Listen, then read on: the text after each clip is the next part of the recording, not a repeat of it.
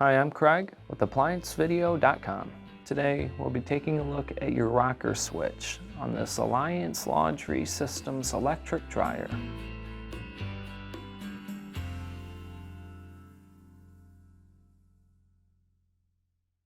Stop. Before beginning any repair, always be sure to disconnect the power to the appliance.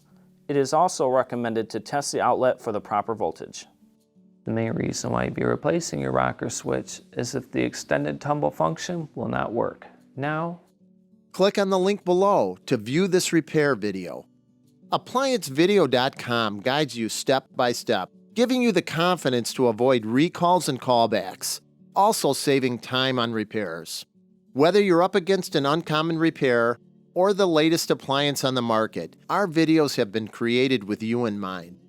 Our growing library of videos have been produced using our factory-certified technicians who have extensive infield experience over the past 30 years. ApplianceVideo.com provides high-quality repair videos that anyone can follow, regardless of their skill level. We are here to help. Click on the link below to view this repair video and let us help you do it right the first time.